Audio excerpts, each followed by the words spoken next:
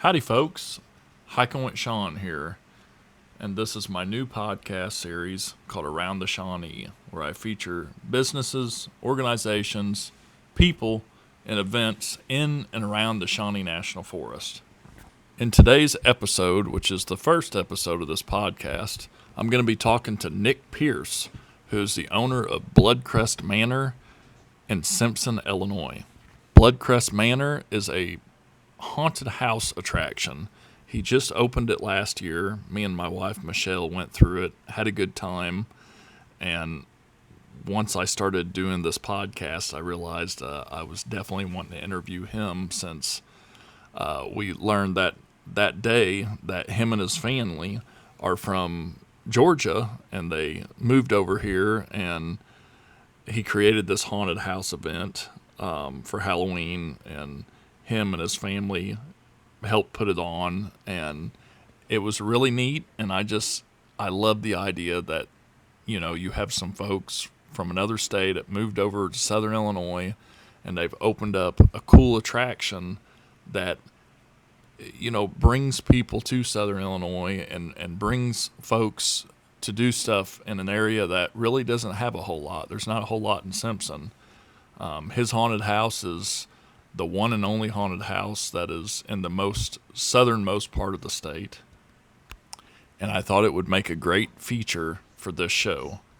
So I hope you enjoyed this first episode of my Around the Shawnee podcast. Please feel free to leave a comment down below. Tell me what you thought, what you'd like to see. I'm definitely open to your feedback. Be sure to like this video, share it, and subscribe to my YouTube channel if you're not a subscriber yet. I plan to release these more often, so hope you enjoyed the interview. All right, Nick, if you want to go ahead and introduce yourself to the audience and, kind of tell us where you came from and why you moved to Southern Illinois. We'd love to hear it. So, my name is Nick Pearce. I was born and raised in Georgia, and I lived there until about 2018, and it just got really, really, really crowded where I was at. It was a small town. I come from a town called Noonan, Georgia, and it was real small when I was growing up. Not too small, but a small town. And it just got really, really, really crowded overnight. And so we went from living with our neighbors basically being in the woods to now they're building subdivisions right next door, and we didn't really want to be in where we were anymore. So we wanted to go find someplace else, and for a little while there, we kind of just looked around different states, but we found the property we're at now here in Southern Illinois, and we just absolutely love it. We'll be getting special access to this haunted house attraction during the daylight hours, but obviously you won't be able to see it because this is an audio-only podcast. So if you want to see it, I definitely recommend you come check out this haunted house. So what made you want to move to Southern Illinois? Was it the natural landscape that we have? Was there another reason? It was. Is that what you were looking for? Yep, we loved our the privacy and the seclusion, the quiet, and just where I wasn't that no more. Right. And me and my family just decided, hey, it's time to try something else. Okay. We went around looking all over, different states, different areas, but we just ended up finding a really cool place here, and that's when we did it. Now the haunted house was never a part of that. The haunted house was something that came up later. Basically, one day I was sitting at my desk, and I do at home recruiting at that time. Okay. So basically my job was to find people jobs. Okay. And so I was sitting at my desk one day, and I came to the thought that I was like, you know what, I'm kind of just not wanting to do this no more. In which I have a bachelor's degree in business management. Okay. And so that degree was basically like what I was doing, so I just kind of came to a point I just don't want to do it no more. And so then the idea came, like, what do I want to do? And so then the idea of like doing something like a haunted house came up. And the more I thought about it, the more I realized like Southern Illinois just doesn't really have one. Right. You have one up in Shittyville, you have one in DeSoto, Yeah. and you have a few, but all of them are like an hour and a half. Scattered. They're kind of far out for like if you're in Harrisburg or Right. you know, even like more southern than that. You know, I'm the most southern haunted house in Illinois. Yeah. So I figured it was a perfect setting. Plus, it was like I found this property and it just really seemed to fit the bill. The house was actually slated to be bulldozed by the people who were going to live here. I got it from them, and they wanted to live over in the barn across the street. And I'll show you that here soon, and you'll see that you don't want to live in that barn. Right. So they were actually going to turn this into a stable, and then they were going to turn that barn into their house. But they got it a little bit over their head, and so I got it, and I took it and then did what I did from there. So I'll tell you a little story about myself. When I was a kid, I always wanted to make my own haunted house too. And I even, at one time as a teenager, subscribed to a magazine called Haunt World and, you know, joined a bunch of websites and forums about making haunted houses. And eventually, you know, I got out of it. I just turned to different things. So I'm kind of interested in this whole topic, and I'd love to know how you got into haunted houses and what got you into actually wanting to make one of your own. I always loved Halloween as a kid. Now, talking about Noonan, no one does trick-or-treating like Noonan did. Yeah. That was a truly special place to be trick-or-treating as a kid. And it really got me to loving Halloween as a kid. And but I was never really into haunted houses until I hit about 10 years old. And my dad and my uncle took me to a very small backwoods haunt in Hogansville, Georgia. And they were doing it out of like an old small town theater. Mm-hmm. And so we went in, and man, I was about as scared as you can imagine. Mm-hmm. Yeah. You know, and it was just this little haunt. Right. But during that haunted house, that's when I snapped into going to just liking Halloween to loving haunted houses and Halloween. And so at that point, I went from, I don't think I've ever been scared, minus like jump scares, you know, in a haunted. Right, now I'm the slowest guy in a haunted house when I go to visit one. I will walk so slow, a group will pass me. You just want to see it all. I just want to see it. Yeah. I want to enjoy it. I want to figure out how it works. Right. I worked in a couple in Georgia.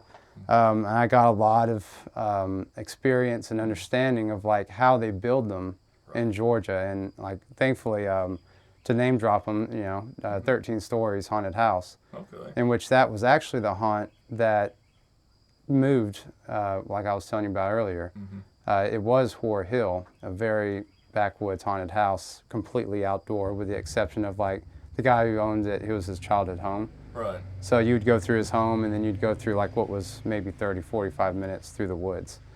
And it was a really, really cool experience. Right. But that didn't turn into 13 Stories, and I worked there. But the way they build it and how actors are able to move from one spot to a completely other to make one person seem like two or even three, it was very inspirational. That's really efficient. Oh, yeah. But at that point, I wasn't even thinking about, I want to own a haunted house. Right. I was just really enjoying doing it. Now, me and my wife went to your haunted house last year, and it was the first year you did it, and we had a lot of fun. I hadn't been to a haunted house in the area in quite a while. Went to, a couple south of here, but we enjoyed it enough where we thought it was pretty appropriate for, kids and teens, people to bring their family, and have a, old-fashioned haunted scare. And I really kind of appreciate that for this area, because this area needs more stuff like that, around the holidays and the spooky season of Halloween. Right. And I agree with that. We want to keep it as... So for a haunted house, I want it to be as gory as I can be, but also I want it to be where you feel comfortable bringing your kids through.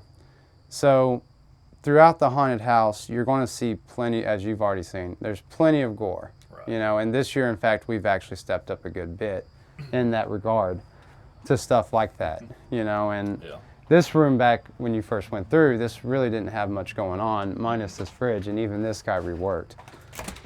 But we really stepped it up this year with the gore props. Right. But as far as like family appropriate, you know, we still have kids come through, you know, and in which they do get very, very scared. Right. But you know, it's not something like you're going to see something that you wish your kid hadn't. Right. You know.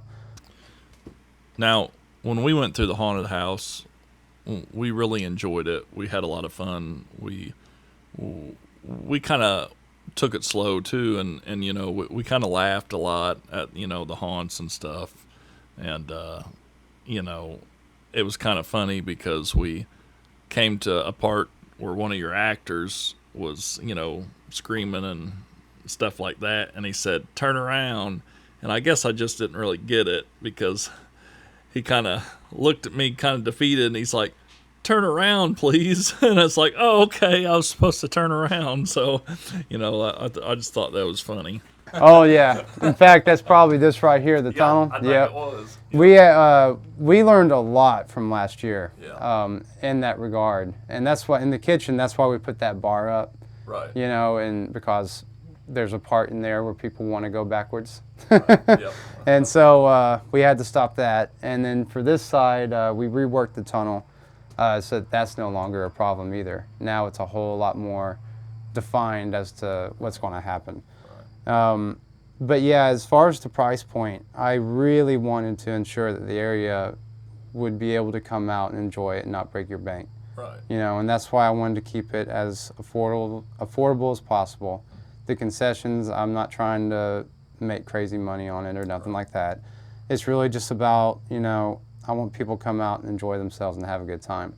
And one of those things that I really wanted to make about this place was the waiting area. So that way, if there is somebody who, you know, you don't necessarily want to go through the haunt, but you do want to enjoy it with your friends and come see it, there's no cost to come to the waiting area. Right. You can come in this double feature movie every night, and a bonfire, photo opportunities. So if you want to, you can always come by and hang out in the waiting area. Peer pressure is going to happen, though. Your friends are going to want you to go in. Yeah. But I will say, and on the note of people getting scared and maybe not wanting to go through that, I've had so many people on that front porch crying. It's too scared to go in. They get in, and by the time they're leaving, they're laughing so hard with their friends that the fact that you got scared is now a pleasant memory. Right. You know, and that's what's beautiful about places like this. Yeah. You know, you're able to take what would be like a really crazy experience, and you're going to look back on this and be like, wow, can you believe how fast he ran? Right. So when we went, you know, I'm in my 40s. I'm a older fella, and we were waiting, and when you introduced me to everyone, you know, you yelled out in the haunted house, you know, "Here comes Hiking with Shawn" and all that. I thought, oh no, if anyone in there knows who I am, they're gonna get in line to try to scare Hiking with Shawn. And I guess it was, you know, I was semi-afraid at first because it was just the fear of the unknown. So I really enjoyed that feeling, you know, in a haunted house. And of course, once I started going through it, it turned into a lot more fun than fear. So I really did enjoy that experience. And see, I have like some jump scares in there, you know, just for guys like you and guys like me that, you know, it's hard to get us scared. Right. But there are ways that I can jump scare you. Yeah. You know. Yeah. So it's we definitely try to lean into that for that first person that's in the group, because that's always been me. So I wanted to make sure I built this place not only for the person in the middle and the back, but also to scare the person in front. There's actually a few places that are specifically for them. Right. But as you know, there's a way that we shuffle the group around. So. Yeah. And that really does good. Right. Nothing like making the last person first. Yeah. And I really got to say that I like your staging area, the area, you know, folks are waiting on to go in the haunted house. You got movies playing, you got a bonfire going, you have a really cool concession stand with, homemade craft items. And I know a lot of that stuff was handmade from you through paper mache and whatnot. So I think that's a really cool thing you got going for you. Stuff that you actually make. Some of it is, now the food and whatnot is not. Right, All right. that is prepackaged, normal chips, candies, stuff like that. The ornaments and But whatnot. yeah, I make statues myself, Yeah. in which those pumpkins in that first room that we Yeah. walked into, all of those with the exception of 2 are handmade. Okay. So I make like traditional like paper mache pumpkins, and which I have some YouTube videos on it as well. But basically just showing how it works, how to make them. Yeah. I'm actually planning on being at Transworld this year, which is a big Halloween expo out in St. Louis. Okay. And some of these props that I make around here, I'm actually going to be trying to sell out there. Oh, cool. So yeah, I'm trying to. That's another thing too about this place. I'm not wanting it just to be a haunted house. Right. I'm wanting it to branch into many other different things. Everything from an escape room eventually. I'd like to have fairs across the street, like in that whole waiting area style, Right. to where you can have booths and like Labor Day fairs, fall fairs, Yeah. even some like maybe 4th of July someday, Yeah. And I'd love to do Christmas trees some point. Oh. I think that I definitely want to start doing the Sasquatch festival in Harrisburg, Right. and have like a booth and just have like a couple actors out there. And if we do a killer Bigfoot, he'd be perfect for out there. Oh yeah. That is a really good idea to do the Sasquatch festival. I'm actually pretty happy that they started that. They, catered to a lot of locals and non-local vendors who like to sell their Sasquatch wares. They have entertainment and food. The rides and the games are 100% free for the kids. I think that's really important. And they really celebrate Sasquatch during that whole festival. And some people, probably didn't really want them to do that because the town's not really known for Sasquatch, but they saw an opportunity, they capitalized on it, and they've made Harrisburg a lot better in the process. So I really think it was a good idea personally. And see, I love that. Yeah. I think that's great. That's cool. I mean, that's... Oh yeah. These small communities around here, there's not a whole lot, for them to... More the merrier, and that's why, like when I mentioned fairs over here, I'd love to do something like that over here. Yeah. In Georgia, we used to have it was called Powers Crossroads. And it was this huge crafts festival. People from all over the nation would come. And it was just this cut out in the woods, all these shacks, and it was really a special place. I'd love to do something like that, a smaller scale, but I'm definitely not thinking I want to have people all over the nation coming out here for this little fair. But it would be kind of cool, to have a Sasquatch level fair out here. Yeah. But yeah, I love it. Me and my mom go, and we just love it. It is a really cool time. Speaking of which, all the hiking you've done, have you ever seen them? So when I was a kid, I grew up in a little town called Hearst, which is over by Carbondale. It's practically a crop circle. And when I grew up there, we had the Big Muddy River that came through town, and all throughout our childhood, me and my friends and family, we were told, hey, don't go messing around the Big Muddy River or the Big Muddy Monster will get you. And, of course we went down there anyway and played, but every time you'd hear a tree snap or a thump or something out there, you'd turn around and think, was that the Big Muddy Monster? So, the Big Muddy Monster originated in the town of Murfreesboro, which is close to Hearst, and they have a whole celebration for it. They do every year, and they even have a statue of it, and it's become a well-known cryptid in the area. Yeah, I'd seen a lot about Big Muddy Monster. It's a really cool legend, and I like keeping up with stuff like that. Yeah. But eventually, definitely, we're going to be pushing this into the woods someday. Right. And once that happens, that's when our Big Muddy Monster will be out here. Yeah. He'll probably be called Big Bloody Monster or something like There that. you go. Yeah. He'll look very similar, though. He'll look real similar. So, aside from running your haunted house, what are some of your favorite things to do in Southern Illinois? What do you like to do around here? I'm a big fan of fishing and hunting. Yeah. I enjoy that, and when we moved here, that was also part of it. You know, where I live now, we get so many people out of state just parking all the way up and down the roads. Right. I'm out toward Burden Falls myself. Okay. So we see a good bit of hunters out there this time of year. But you know, I really enjoy that. I enjoy getting to go out to Carbondale. Paducah's a fun place to get to go. I realize that ain't Southern Illinois, but it's just a pond. You know, it's just a hop over the pond. You know. Yeah. Yeah, the bridge. That was a fun one. When I first moved here, crossing over the bridge, it was a super windy day, and a big U-Haul box truck, and this thing's just swaying. And I'm like, yeah, we're moving to the windy state, man. Which bridge? The one coming out of Paducah. Paducah. Have you been on the Brookport Bridge? Oh yeah, I have on a windy day. That's the one I take. Yeah, me and my sister went out there one day, and it was super windy, and the car was like shifting a little, and she was like, "Don't ever take me on this again, never." Oh yeah, around here I also enjoy like going and doing small hikes. You know, I'm very close to Burn Falls, so I'll ride out there and take my dog. We'll enjoy that. And in fact, I went hiking out at Garden of the Gods yesterday. Okay. It's very nice. The leaves haven't quite turned yet, but they're trying. They got enough water now. Hopefully we'll get some good color. Yeah. You know, you're definitely right about the hunting part.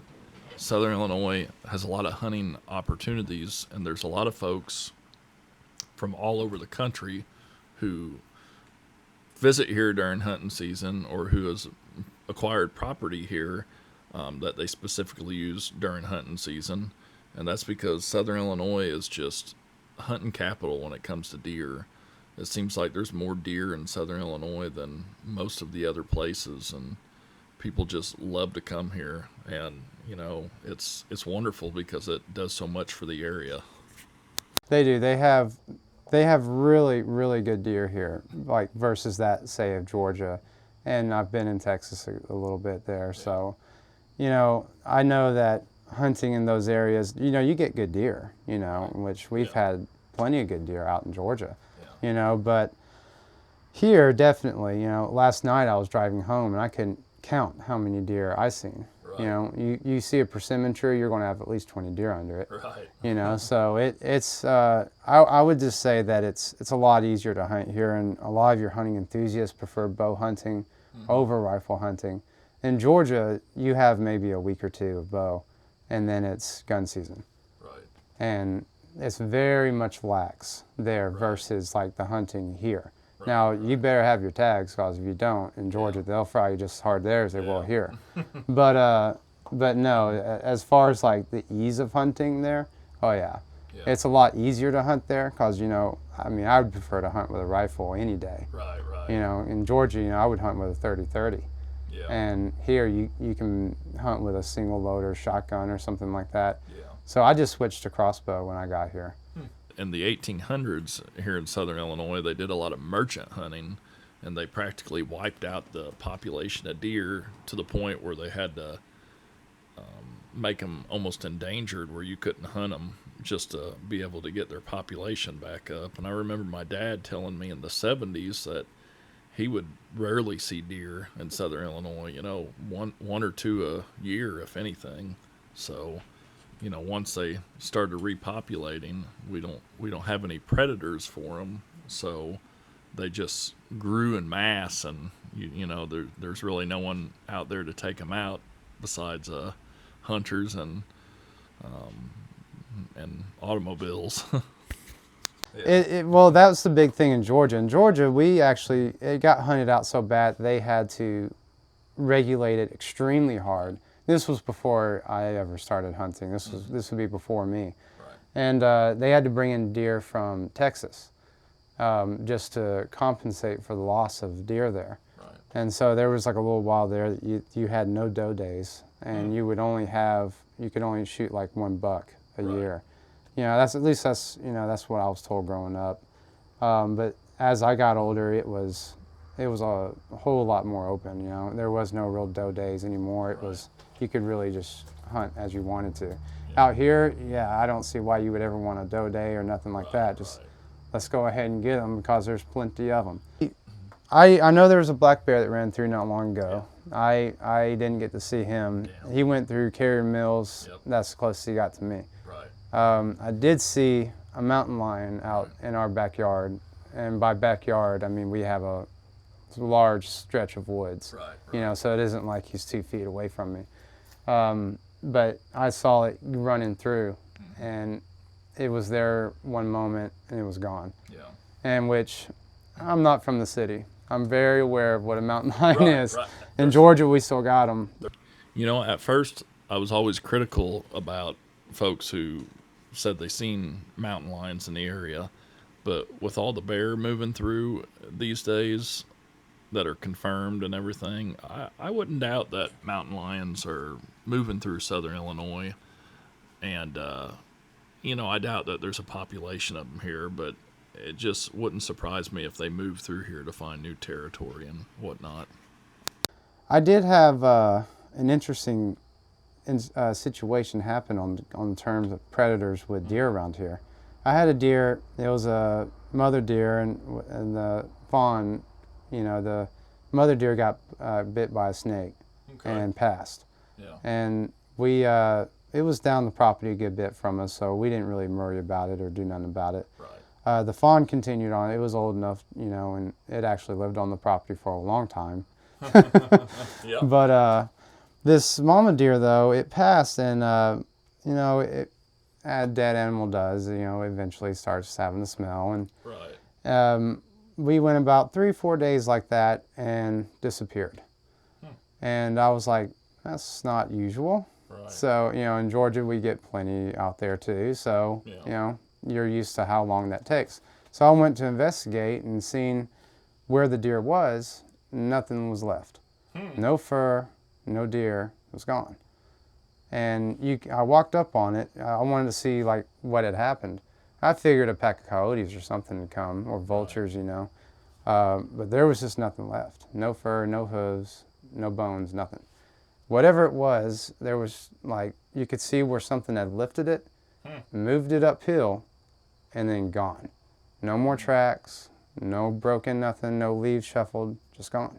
Wow. Weirdest thing I've ever seen That is weird. pertaining to a deer. I've never seen nothing like it. It is a very, very weird situation. Which the Shawnee at night's kind of weird in itself. Oh, It's yeah, a little bit for of a sure. scary place. Yeah. Yeah, I mean, if you believe in ghosts? I want to believe in ghosts. Well, this place is actually haunted. Yeah. If you're ever wanting to do a ghost hunt one time, I can show you. This place will show you. Yeah. It might be another video. Yeah, yeah. That basement right there underneath that guy, in fact, is where they at. I want to believe that there's spirits and ghosts and hauntings and whatnot.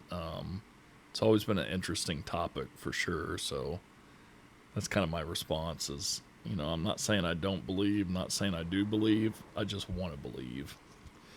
So let's get back to your haunted house. Tell us all about it. Tell us when it's open to the public, how much you're charging, and anything else you want to share about it. We're going to be open every Friday and Saturday in October. We're going to be open for the first Saturday in November, which is going to be November 1st. Normally, we're going to be doing the first weekend in November as well, but because Halloween fell on a Friday this year, we're just going to go ahead and then November 1st, that'll be our first weekend in November. On Fridays and Saturdays, we'll be doing 7 to 10:30, and on Halloween, we'll be doing 7 to 11. And that's just when the ticket booth closes. So if you get here at like 10:59 on Halloween and you get your ticket or you're in line for a ticket, you're going to get your ticket. Okay. So that's not when the haunt necessarily closes. That's just when the tickets stop being sold. But yeah, so it's $15 a person, and we're trying to keep it, you know, affordable for everybody to really come out and to enjoy it.